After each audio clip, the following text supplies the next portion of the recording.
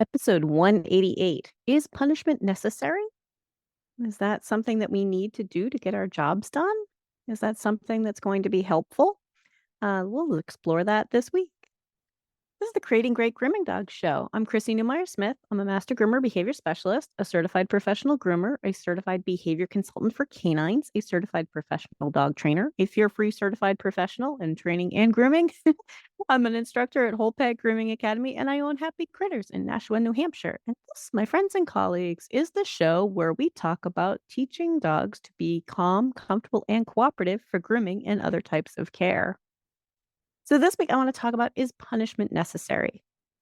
Do we need to do it? Is this something that's really going to help our dogs be better for grooming? Is this something that's going to help your pet be better for things at home? Now, I want you to think about punishment is to reduce behavior.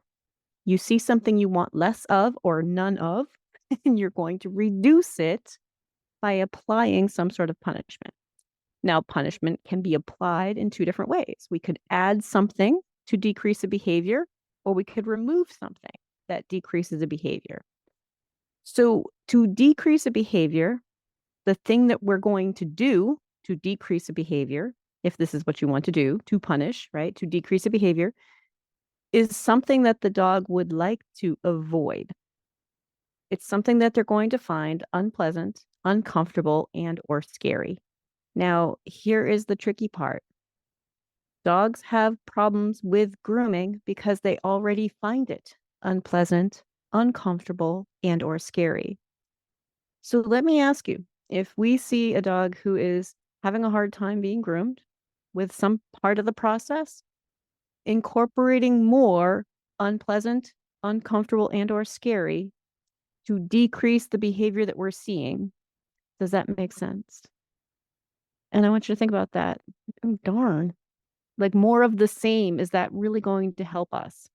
It's not about if punishment works or not. I want you to think about it though.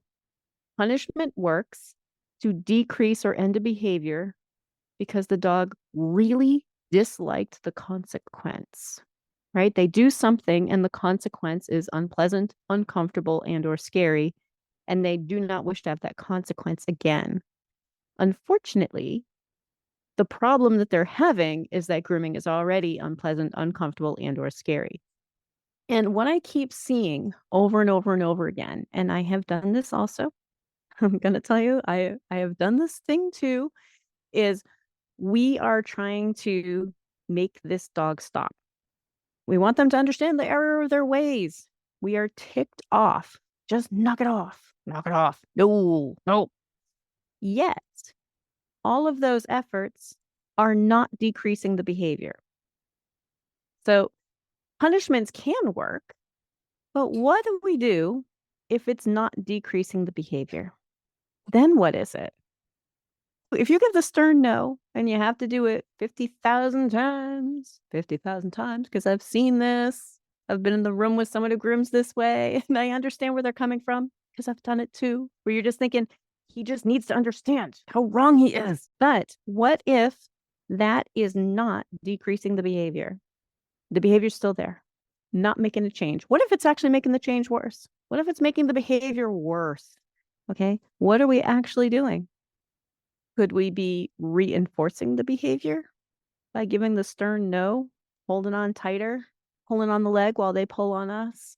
If they're increasing the behavior, we have accidentally reinforced. Reinforcements and punishments are not about how we feel about it. It's about the result that we see. And sometimes we are trying to tell a dog to knock it off. Stop that. I'm not going to put up with that. When really what we're doing is we're making them even more wiggly or even more growly or whatever it was they were doing before, it's increasing. And why would that happen? Because they were doing the behavior because they find grooming unpleasant, uncomfortable, and or scary. Incorporating more things that are unpleasant, uncomfortable, and or scary does not address the problem. Okay, it's not helping. It does not help them feel more comfortable. It is not likely to help them be calm. It is not likely to help them cooperate. So if we think about that, like, oh, shoot, but it feels so good to tell them to knock it off. But even I saw on TV, there's a guy on TV and he talks about how we need to be large and in charge. But here's the thing. Just being in charge does not mean that that dog feels comfortable with what you're doing. The idea that we have to be in charge with our pets is really outdated because it's misunderstood. My dogs will let me do all sorts of things because they trust me. That doesn't mean that I'm wishy-washy. It means that I spent time teaching them that this is safe to help them be calm for it, comfortable with it, cooperative with me, and cooperative is a two-way street. Cooperative takes two. And because of that, I can do a lot of things that other people can't do with their own pets. I can do a lot of things with a customer's dog that they have trouble doing. And it's because I spend the time helping this dog feel better about it. Punishments in this particular case, in the case of grooming or vet visits, punishments are not helpful because they are unpleasant, uncomfortable, and or scary. Incorporating more of that into something that's already unpleasant, uncomfortable, and scary just doesn't make sense. Okay. So what do we do if we can't turn to punishment? Well, that's tricky. So we need to think about if we need to decrease a behavior. I want you to right now think about a dog with a behavior that you want less of. Let's think about it. Maybe it's the dog that growls when you turn on the dryer. Okay, and you want less of that growling. I want you to think about what if we can teach that dog to feel differently about the dryer and drying? What if teaching them to be calm, comfortable, and cooperative actually helps them to not feel like they need to growl at you? This is a much more effective way to work on things. Behavior happens for a reason, and we need to figure out the reason. We need to figure out why. What is the why of this behavior? Why is the dog doing this? We can't just squash it and tell them no. And honestly, I know this is going to sound very, very cheeky. If it worked, we wouldn't have dog trainers, right? Oh, I told him no. He's never done it since. We know it doesn't work. It might work some of the time in some situations on the 5,000th repetition, but it's not a really effective way to get things done. What I think it is that culturally, we tend to think that if we say no, the dog will eventually understand what we're talking about. But that's us thinking about a word. Dog's not going to understand that word. Okay. It's far more intricate than that. So we need to think about if this dog is showing us a behavior we don't want, why? Why is he doing that behavior? What purpose does that behavior serve? We'll talk about that more in the next part. I know that not everyone here wants to become a master groomer behavior specialist, but did you know that I offer other courses too? There's a 4-hour Groom Smart course to learn how to use the 3 C's in your day-to-day grooming. And there's modern behavior and handling for groomers. Those are both available through the Whole Pet Grooming Academy. They're 4-hour classes. You have 1 month access to complete those. And I will have links for those in the show notes. So let's talk about this point where we see a behavior that we don't want. And why is the dog doing it? Why? What possible reason could they have for behaving like this that has nothing to do with their amount of respect for you? It's not about if they respect you or not. It's really about why are they behaving this way? There's a reason. Maybe that noise is something very startling. Maybe they have been held down by 5 people for a nail trim before. Okay, I think we've all seen that. Maybe that's the reason why they see nail clippers come out and they have a response to it. And telling them how wrong they are and how disappointed we are is not going to decrease that response. It's not going to make it any better. And our purpose, our goal is to help them understand that this is safe. So if we are going to use a punishment to decrease that behavior, what we're probably going to do is make it worse. And I say that in the grooming context. Okay. The truth is that punishments can work. Of course they can. But in this particular venue, and we're talking about cooperative care, when we're talking about teaching them to be comfortable with people doing stuff on them, to them, around them, with stuff and things, punishments are not going to be very effective for that because they find it unpleasant, uncomfortable, and or scary. Now, if we were teaching rattlesnake avoidance training, maybe I would feel differently about that. But this is about dog grooming. Most of our problems are because it's unpleasant, uncomfortable, and or scary. Incorporating more just simply does not make sense at all. At all. So I want you to think about if we can find some reason why the dog behaves this way. And then if we find a reason why this dog is behaving this way, is there something we can do to help? What can we do to help this dog be calm, comfortable, and cooperative? There must be something. There must be something that we can do to help this dog. And part of that mindset has to shift.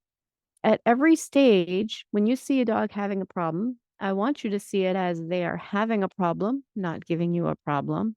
And how can you help them be better? How can you help them learn that this is safe, learn that they can trust you, and that, the world's not going to end. It's just haircut. It's just grooming. It's just dryers. It's just soapy water. It's not going to be that scary. So how can we learn to help them? How can we help them feel comfortable with it? Feel comfortable. That's really important. So instead of thinking about, I need to tell him how wrong he is, and if I tell him no, he will knock it off. But what happens next? What happens next? All right, let's talk about that too. So let's say you have a dog who's being wiggly. You pick up their foot and they're wiggling away, and you hold on tighter and you tell him no. And he wiggles even harder. It happens all the time. Happens all the time. He wiggles harder and you hold on tighter and you tell him no. Now he wiggles and maybe screams or maybe growls. And you're like, no, I will not put up with that. I am in charge here, and the dog gets worse and worse. And it's so predictable. The dog is having a hard time. So instead, let's think about, why is the dog responding that way? What happened? Why did the dog feel the need to wiggle? And maybe it's because it's physically uncomfortable. Maybe we have touched something on their paw that's sore. Maybe we lifted up that one foot and now they're balancing on a sore foot. Maybe they've never had anybody touch their foot like that before and it's brand new and a little bit scary. We need to plant the seeds for future grooming. This moment matters. Right now, in this moment, with the dog who is wiggling, this moment is a point where we can either teach the dog that this isn't scary by backing off and maybe thinking about why they did it and how we can help, or make it worse by holding on tighter and telling them no. So it's a point, a decision point that we can think about. Okay, in that moment, can I help this dog have a better time? Now, I know sometimes we as groomers have been taught that we need to get the job done. And I have a whole bunch of episodes about talking to owners about safety policies and how behavior problems are safety problems. And part of why we do that is so that we can free ourselves up to not promise perfection.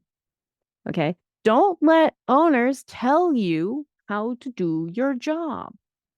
Owners, your groomer, if they say they couldn't get something completed today, it's not because they're not a great groomer. It's because your dog is having difficulty with it. We need to put a stop to that. Stop trying to put perfect trims on dogs who are clearly telling us that they are uncomfortable. So if you go back to past episodes, safety policies, 4 questions to ask owners, things like that to help you have it already in your head with an owner, you may not get perfection today. It's okay to send a dog home less than perfect. It's okay to make a plan with an owner and say, based on what you've told me already, and I've never met him, we are not going to attempt a full groom today. We're going to go ahead and try to do a couple of things, see if we can help him feel better about it, and work toward perfection later. Okay. It's okay to say no to owners. It's okay to say that's not something I can give you. And because your dog isn't ready, I really want your dog to be ready. I like doing perfect trims. I really, really like well-groomed dogs. But if your dog isn't ready, it does not help your dog become good for this. That dog is going to live for 15 years. Right now, it is 2023. 15 years, a 15-year lifespan. Puppies being born right now are going to be being groomed until 2038. Why would you fight with a dog for its whole life? It doesn't make any sense to me. Okay. We need to think about the big picture. The big picture isn't today. The big picture is a lifetime of dog grooming, a lifetime of meeting this particular animal's healthcare needs. That's nails, that's baths, that's perhaps needing eye medication or ear medication someday, or even their owners being able to help take care of them at home, doing their brushing, wiping their feet off when they come out of the snow. I want you to think about the variety of things that this dog needs to be comfortable with. And we really push some boundaries with dog grooming. And everybody out there who is not a dog groomer, everybody thinks they know what dog groomers do, but you probably have a blind spot. There are a lot of things that dog groomers do that people do not think about. If you are not a dog groomer, I want you to ponder this for a minute. You are going to walk over to somebody who has told you, oh, no, he's great. He would never, ever bite, blah, blah, blah. He's a little bit spicy or whatever. And you're going to reach down and pick that dog up. Let me ask you, if you're not a dog groomer, how often have you reached down and picked up a strange dog? Have you done it? Have you picked one up? Have you tried to hold their attention for an hour or an hour and a half? Probably not. Probably not. There are some interesting and unique things to dog grooming that make it particularly challenging. And I would argue differently challenging than vet visits. Now, I don't want to downplay how challenging a vet visit can be, but for dog grooming, we go over every little teeny tiny bit and piece of that dog. We are all over that dog multiple times with water, with shampoo, with conditioner, with towels, with dryers, with brushes, with combs, we are all over that dog. Every little teeny tiny speck of that dog is going to get touched by us, and we're going to hold their attention for longer than anybody else in their world probably does. Now, I will say this, and it's going to sound a little bit surprising to some of you. If we work on teaching a dog to be good for grooming, we are also teaching them to be better and more comfortable for vet visits, but not necessarily the other way around, because vet visits have some challenges, but they are short duration, and maybe once or twice doing something. Even something like blood drawing or putting in an IV is not as challenging as, taking that dog and doing all these things for an hour and a half. Not as challenging. I say that as a former vet tech. Believe me, if we teach dogs to be good for grooming, dog grooming runs them through the full range of motion. It holds their attention longer. It really tests their patience. And it's also touching them everywhere. Okay. So there's a real reason to invest in teaching dogs to be good for grooming. If you're an owner, it's really important for you to make sure your groomer is working toward teaching your dog to be calm, comfortable, and cooperative. And also that your veterinarian is on board with that. If it's not a medical emergency, it does not need to be completed today. Hey, Creating Great Grooming Dogs family. You know I care about all of you and want to support you in your work, and that's exactly why we built the Scholar Lounge at the Whole Pet Grooming Academy. For $47 a month, roughly the cost of a gallon of decent shampoo, you'll receive live weekly coaching calls, resources, lessons, a community of like-minded groomers who want to raise the bar just like you. And if you're one of our students, it's included while you're in the classes. So links are in the show notes, or you can go to creatinggreatgroomingdogs.com/sponsors and know that that is a way to get off of Facebook. I mean, isn't that kind of what we all want?